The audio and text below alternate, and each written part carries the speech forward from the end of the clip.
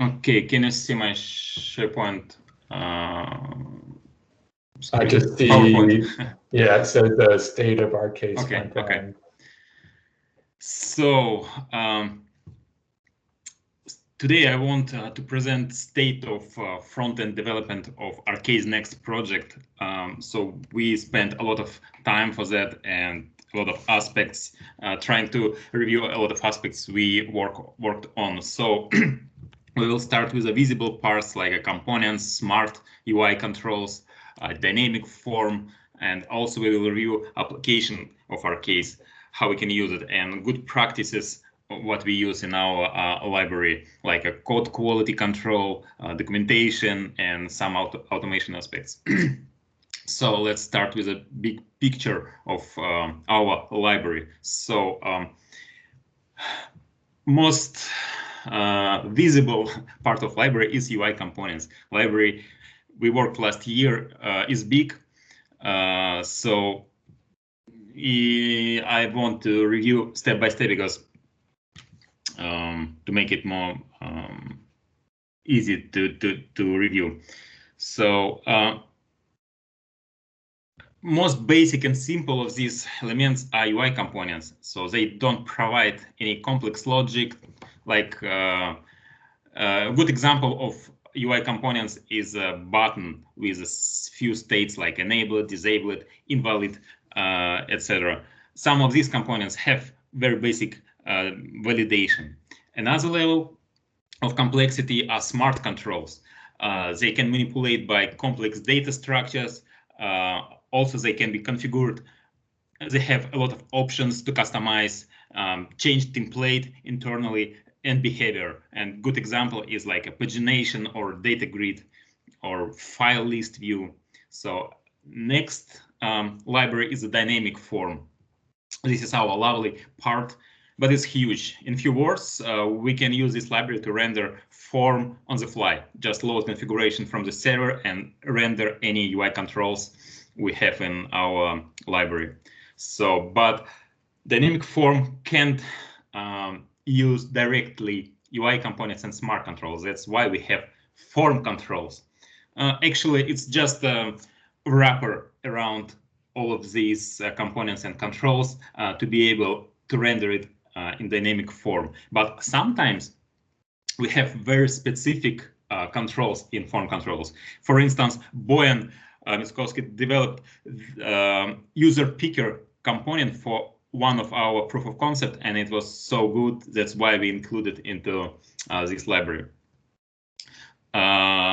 Next type of libraries is a service libraries. So they are not so fancy like dynamic form library, but very important for us. So they provide access to permissions, rules.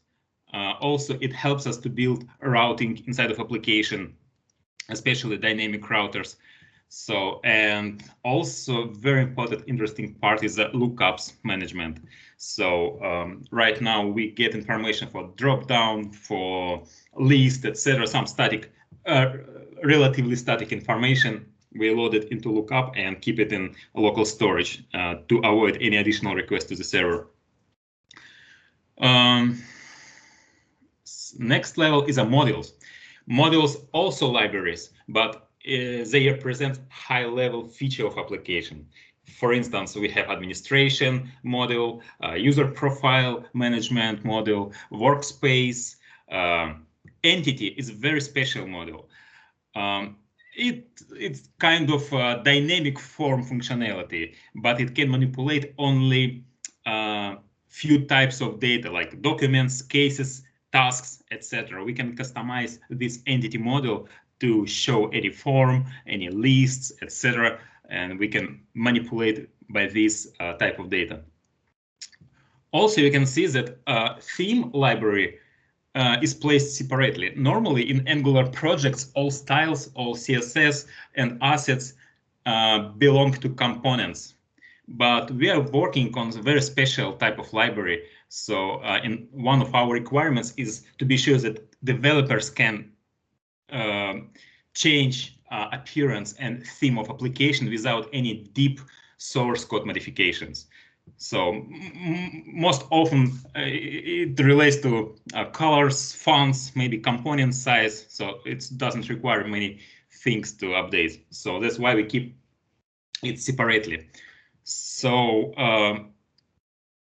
to change appearance, just replace this library and you will get new look and feel. So dependencies. Dependencies, we are trying to keep our application lean. That's why you don't see hundreds of dependencies like we had in ACM3. Yes, it's definitely not full list, but it's a main things in our dependencies. It's a Angular 10 library and some related things. Bootstrap 4.5, we expect 5 version in weeks or months. So it's same library we used for ACM3 building. NGX formally, it's a key part of our dynamic form library. We spent a lot of time, ton of time to research before we choose NGX as a library. So because probably it doesn't provide many functionality like huge list of components or friendly editor, but it provides for us incredible flexibility and extensibility. So that's why we can build really good things in dynamic form library. So, and new library is Akita. It's something new that comes from React and other frameworks, and we didn't have it in AngularJS. It's a storage management library and state management library.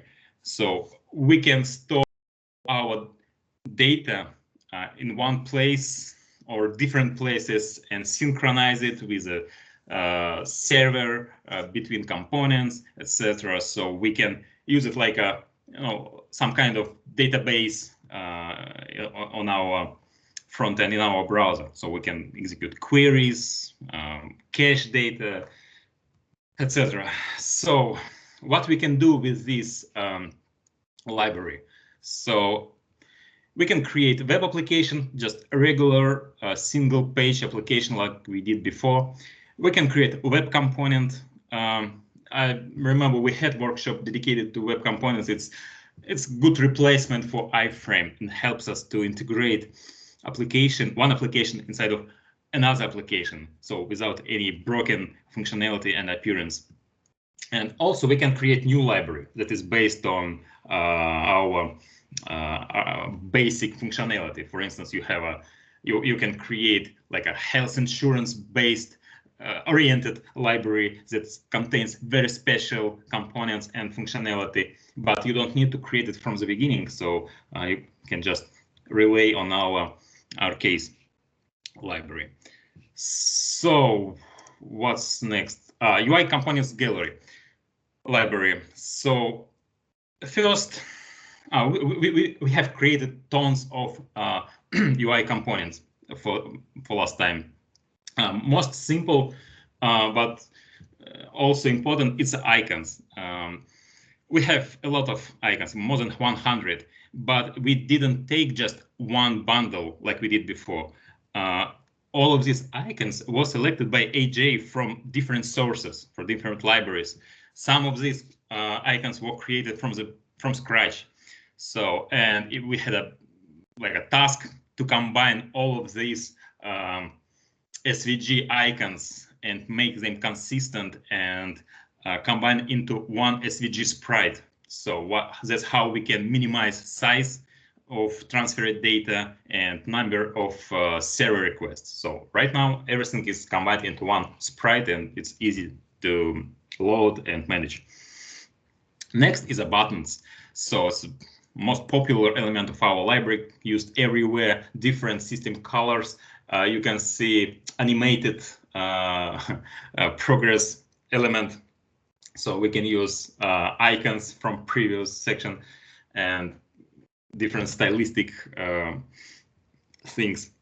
So checkboxes, radio buttons, and switch. So they are not standard. It's again, they're based on AJ wireframes. We have a new element like a switch, and it can be used across our application everywhere. So same input, text area, different styles, states, like not valid or required or added, rich text editor in our UI components gallery, select controls, uploader. Uploader is pretty interesting thing. It can be a good replacement for standard HTML uploader. So it supports multiple file selection and also experimental folder selection and uploader. So it's pretty interesting, but problem is that it's not supported by all browser, maybe only Chrome, Firefox, don't remember. So, but not sure about Edge. So also we have a date picker and time picker, different forms. As you can see, you can select range of dates, very flexible element, thanks to Boyan, and spent a lot of time to work on this. So also we have animated spinners. Again, we want to make consistent application, and these icons, spinners, etc., everything should be used in all parts. You don't need, developers don't need reinvent something new, just reuse it. So we have accordions, wizard, it's pretty interesting thing also, and different types, and horizontal, vertical, different states.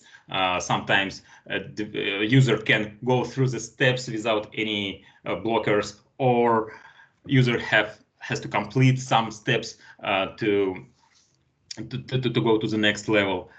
Different types of model, windows, pickers, tooltips, pop powers, etc. So many things we created as a basic elements. So based on these simple UI components, we created few smart. We name it smart, but probably we can find alternative name for this type of components. So what difference between smart and just UI components? So smart are more heavier. They have complex functionality. In some cases, they can be used only in arcade applications. They are arcade application oriented. So data list, what it does, just display simple but customizable a list of items. So they can be selected. We handle all clicks on these items. Template can be replaced for this. So it's not hard-coded template. Next is widely used component that helps us to control page views. It's a pagination, but it's not only for table. It can be used in map view, files view, somewhere else. So it's independent control that we can reuse in application. So it's just a representation of data as a grid. So it also use pagination. We have selection, multi-selection, single selection, dynamic loading from the server, or when we have all data in memory, we can easily to display it. So, and file list. So it's Hey, Sergey. Yep. So that preview button in the bottom right, what does that do? Oh yeah, it's just customizable buttons. So actually, what it can be replaced by any different buttons. It's just example that okay, you can select some of buttons, click on preview, and pass control to above level. So you can show something, you know, you can render new page, etc. It's not, it doesn't belong to grid or files list controls. It's just handle clicks on these things and pass control to another level. So that's it. But it's customizable. It can be not preview. It can be maybe delete, or I don't know what else. So same with the filters. So we don't have a lot of wireframes for these preview and filters buttons. That's why it's just it will not be a part of multiple selection or file selection or data grid. It should be, you know, another component that we will bind and get new functionality. Okay, thank you. Okay. So, and question how we can use it. So standalone application, as I mentioned before, with regular application, with authentication, dashboard, pages, like, you know, we have cases, documents, etc. We can use this library and components as a Lego bricks to build it. Application can use all elements of library or just some of them. Also, developers can create new custom components and add to the application, or extend existing components and just use it. So that's normal way how we can apply our libraries. Another way, it's web component. Web components, it's relatively new technique, how we can embed one application into another. So these two applications, one is host, is ACM3 application, and another is a web component. So they don't affect each other. They have different CSS styles, different functionality, etc. But no problems. It loads like iframe, but it doesn't have a lot of issues what iframe brings for us, like a loading, some security issues, etc. So, and also what we have, it's much easier to pass data from a host application to web components and another direction. So it's a screenshot of proof of concept that Boeing has created maybe months or so ago. So it's a real, it's not just like a Photoshop.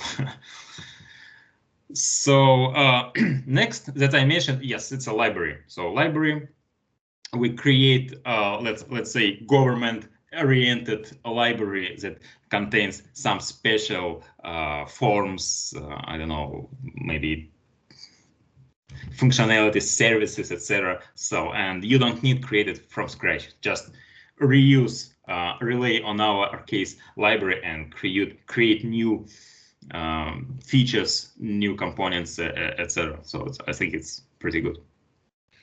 So another important thing for us, it's a testing. Tests have same importance for us as a source code. So every time developer creates new component, directive or service or something else, developers also has to create files with the tests.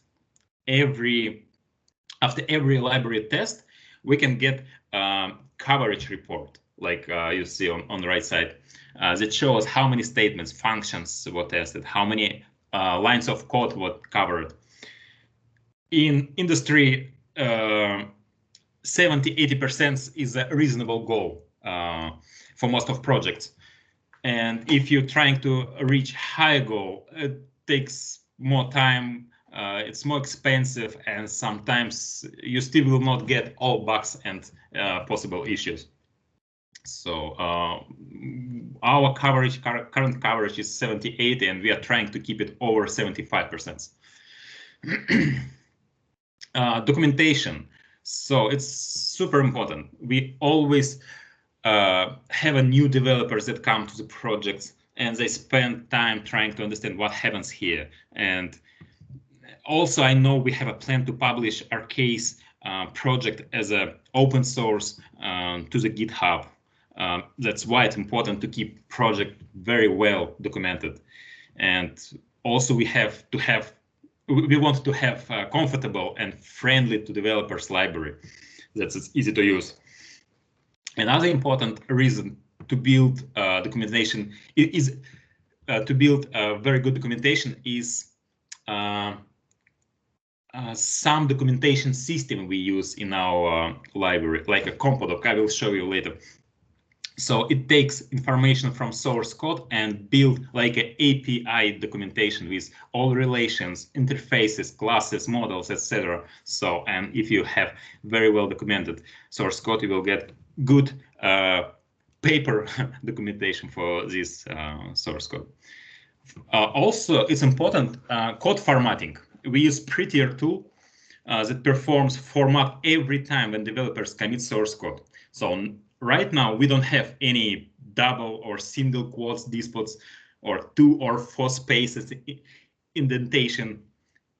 We have very consistent source code that follows rules that described in prettier tool configuration file. So about linting, in software development, we have a lint tool. Lint performs static code analysis to mark different stylistic errors, suspicious constructions, errors, missed comments, etc. This type of tools exist for most of languages.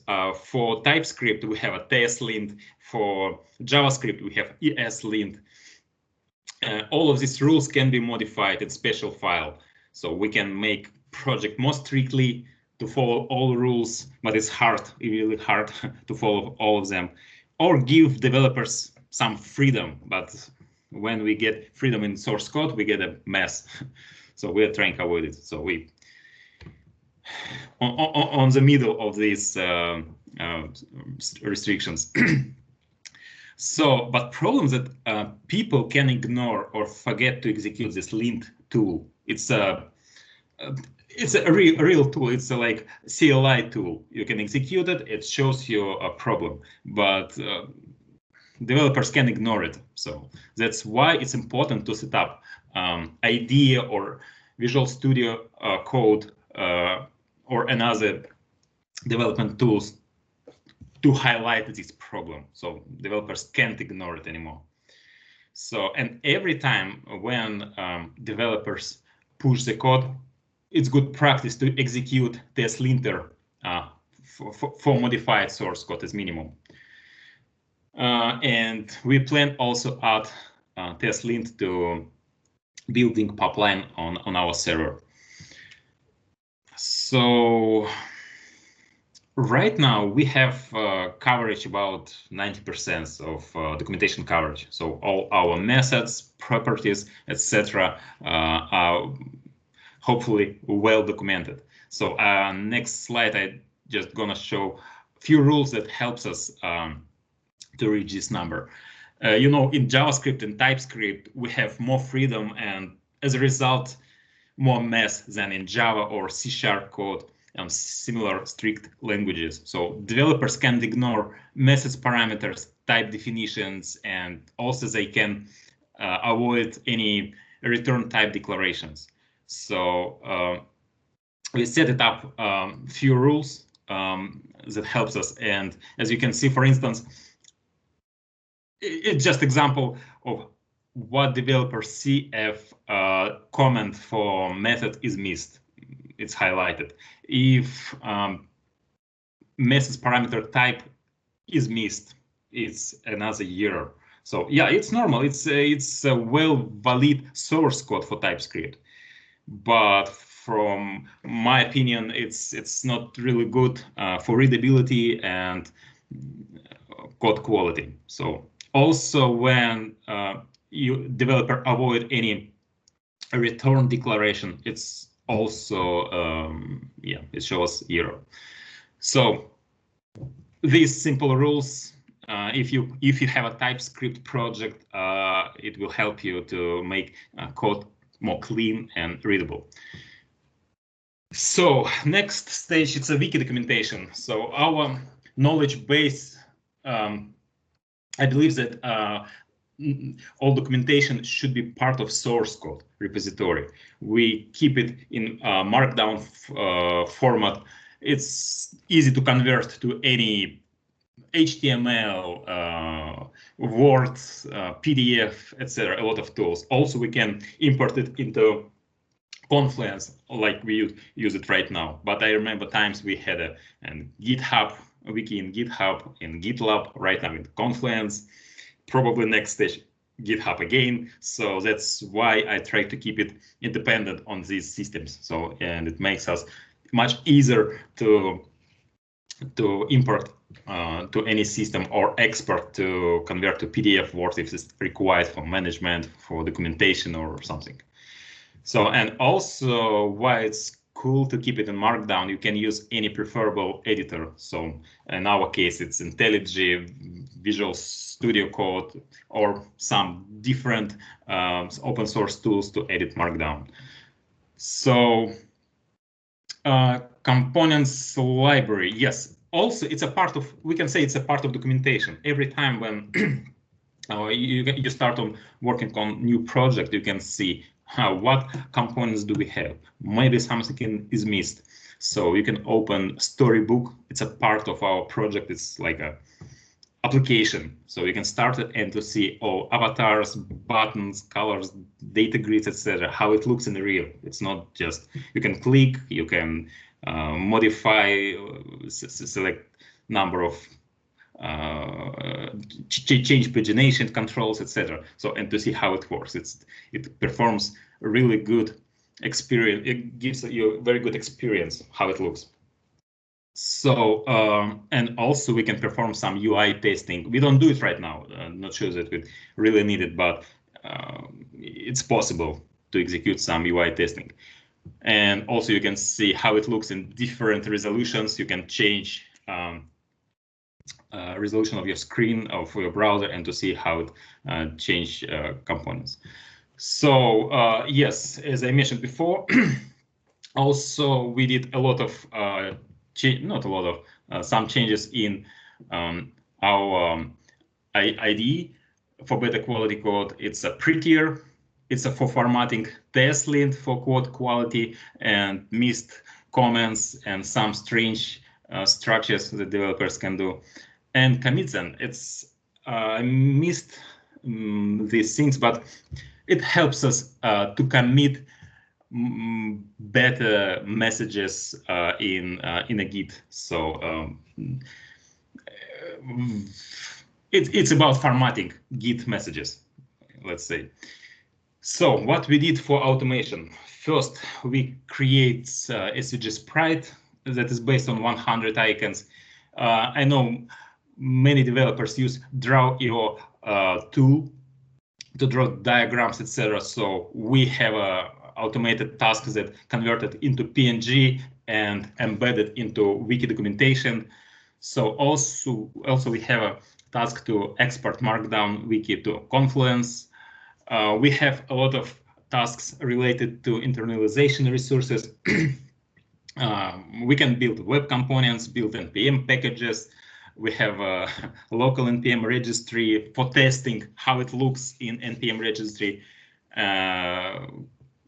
building different reports, coverage reports, etc. So I will be glad if someone who work on front end or plan to start a new project, if you have any question about it, about this technique, let me know. And it would be great to apply this in other project. So if we have a time, I can show how it looks Storybook. I remember I showed it before, but let's say we have a data grid with a dynamic loading, like a server-side pagination, multiple selection, etc. We have a file list that we can click on folders, return back. So that's how you can see independently. It's not inside of our case application. You can see without any distracting visualized components. You see only these components you are focused on it. So it probably helps you to understand, do you need it or you have to replace it or extend functionality, etc. So also there are a couple of tests for disabled people to see how it follow rules or not, or you can change it to tablet or size or small mobile or something like this. So that's why it's important for development components library. So, and documentation, that's how documentation looks for us. We can search any things. We have Wiki if you wanna see documentation in browser, but not in your IDE. So, and also information about all classes, like we have authentication, for instance, all relations, description of classes. If we click on service, for instance, we get all methods, parameters, blah, blah, blah. So that's why it's important. So documentation is important. So that's it from my side. Any questions?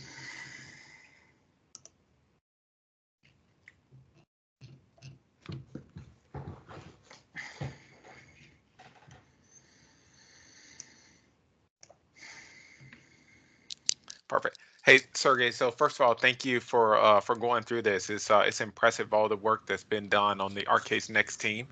You know, the I guess the real question, at least from the BD and the sales team, is, man, when can we get this in the hands of our customers and partners and et cetera?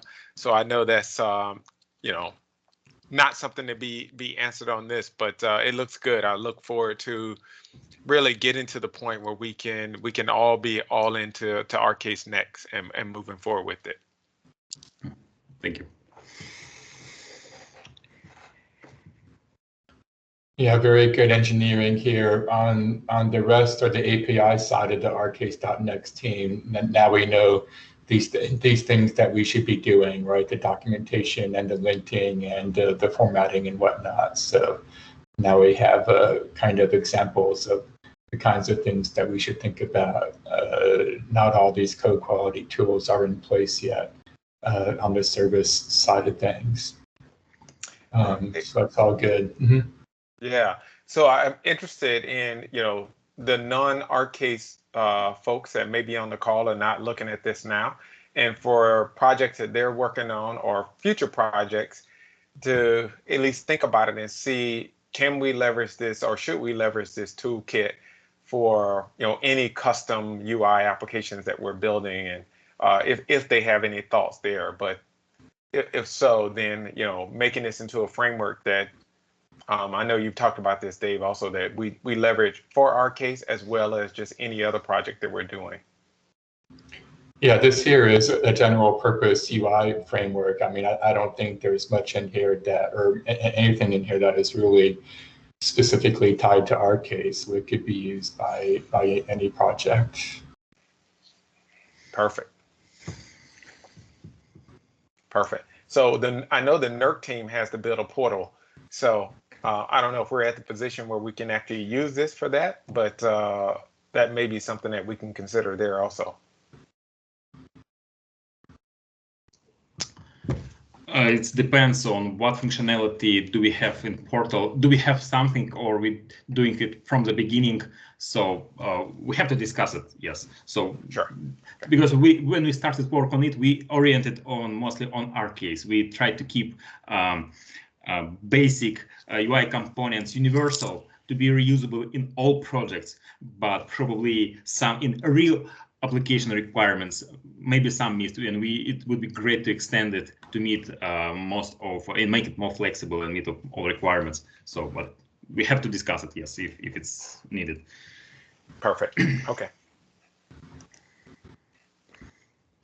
Thanks, everybody, and we will try to have a workshop again next week. If you're interested in showing something, let me know. Thanks to Sergey for this excellent presentation, and everybody, we will chat again soon. I am going to stop recording. Thank you.